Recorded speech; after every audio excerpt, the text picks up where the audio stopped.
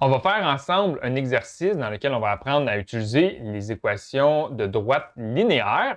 On va faire un numéro en lien avec un sujet qu'on côtoie à tous les jours, mais qu'on ne s'est peut-être pas déjà questionné à ce sujet-là. On va faire un exercice en lien avec les degrés. On utilise presque à tous les jours des degrés Celsius ou des degrés Fahrenheit quand vient le temps de faire de la cuisson, par exemple, pour la température de notre four.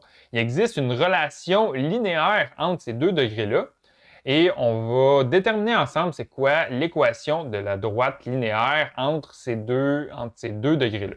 Donc, on va faire le numéro 4.24 des notes de cours.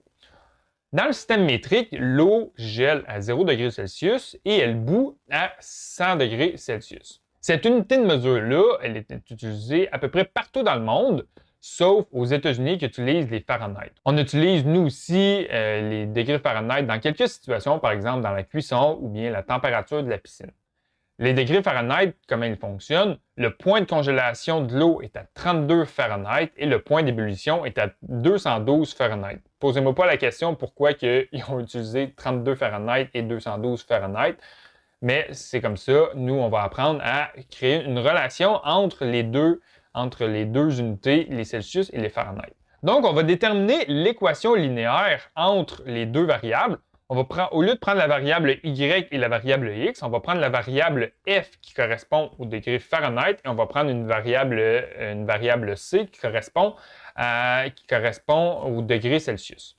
Donc, en A, ce qu'on va faire, on va déterminer l'équation linéaire entre nos deux mesures de température.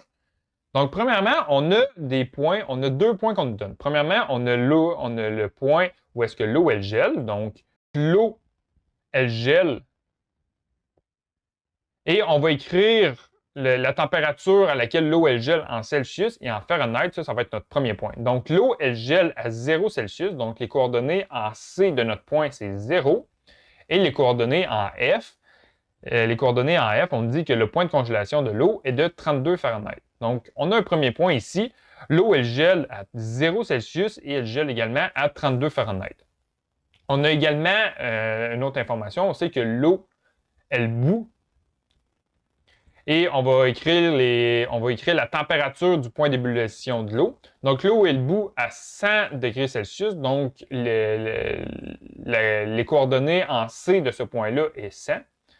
Et les coordonnées en F de ce point-là, on dit que l'eau en Fahrenheit, elle bout à 212 Fahrenheit.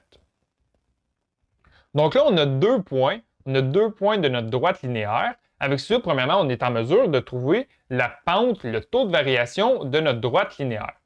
On sait que A, c'est égal à delta Y sur delta X. Donc, nous, on n'a pas Y, on n'a pas X. On a delta F sur delta C. Donc, delta F sur delta C, on va faire F2 moins F1 divisé par C2 moins C1. Donc, F2, on a 212 moins 32 divisé par C2 moins C1. Donc, on va avoir 100 moins 0.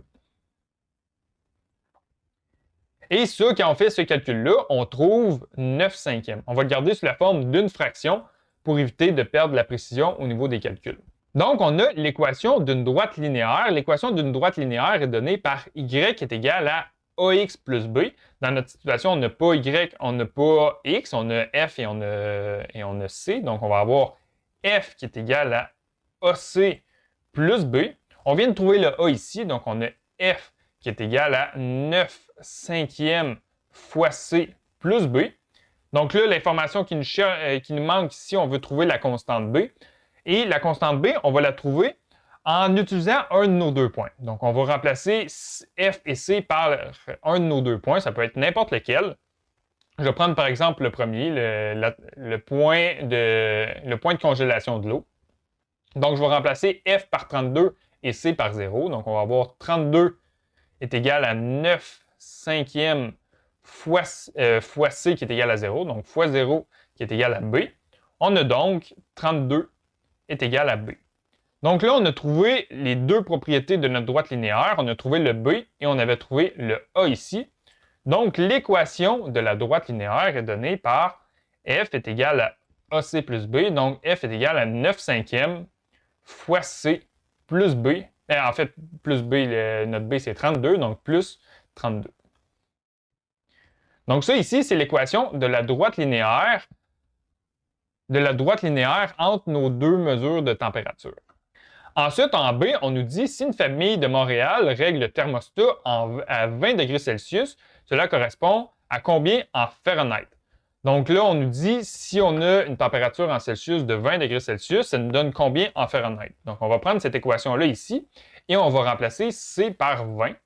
Donc en B, on cherche à trouver la température lorsque on a un C qui est égal à 20 degrés Celsius. Donc, on va utiliser cette équation-là ici. On a F qui est égal à 9 cinquièmes fois 20 plus 32. Et quand on calcule ça, on trouve 68 Fahrenheit. Donc, une température de 20 degrés Celsius, une température ambiante d'une pièce de 20 degrés Celsius, ça correspond à Fahrenheit à 68 Fahrenheit. Ensuite, en C, on regarde sur Météo Média, on regarde sur un site de météo et on voit qu'à Dallas, il fait 100 Fahrenheit. Et on veut savoir, ça correspond à combien de degrés en Celsius 100 Fahrenheit. Donc en C, on veut trouver la température en Celsius lorsque en Fahrenheit, on a 100 degrés. On va donc remplacer dans notre équation ici F par 100. Donc on va avoir 100 qui est égal à 9 cinquièmes fois C plus 32. Et ça, quand on isole C, on va trouver sous la forme fractionnaire, sous la forme rationnelle, on va avoir 340 sur 9. Et ça, en décimale, ça donne 37,78 degrés Celsius. Donc, une température de 100 degrés Fahrenheit, ça correspond à 37,78 degrés Celsius. Ensuite, en D, on nous dit la droite de la pente trouvée en A, donc la droite de la pente ici, le A qui est égal à 9 cinquièmes, ça correspond à quoi dans ce contexte-là? La pente ici, la pente, ça correspond à delta F sur delta C. Donc, en d'autres mots, ça veut dire que si on a un delta C de 1, on va avoir un delta F de 9 cinquièmes. Donc, si on fait varier la température de 1 degré Celsius, la variation en degrés Fahrenheit va être de 9 cinquièmes.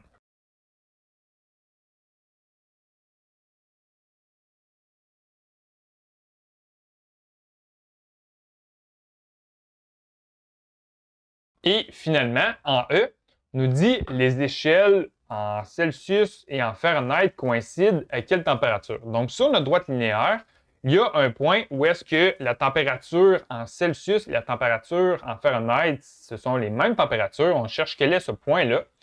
Donc, en E, on cherche le point où est-ce que la température en Celsius est égale à la température en Fahrenheit. Donc, premièrement, on va partir de l'équation qu'on a ici. Donc, on a F qui est égal à 9 cinquièmes fois C plus 32. Et on cherche le point où est-ce que C est égal à F. Donc, tout ce qu'on va faire, on va remplacer C dans notre équation ici par F. Donc, on va avoir F qui est égal à 9 cinquièmes fois F plus 32. Et là, ce qu'on va faire, on va isoler F. Donc, on va envoyer le terme 9 cinquièmes de F du côté gauche de l'équation. Donc, on va avoir moins 4 cinquièmes de F qui est égal à 32. Et quand on isole F là-dedans, on va avoir F qui est égal à moins 40 degrés Fahrenheit. Donc, à ce point-là, on sait qu'on a un F qui est égal à moins 40 Fahrenheit. Ça veut dire que le C, la température en Celsius, c'est égal à la température en Fahrenheit. Donc, en Celsius, on va également avoir moins 40 degrés Celsius.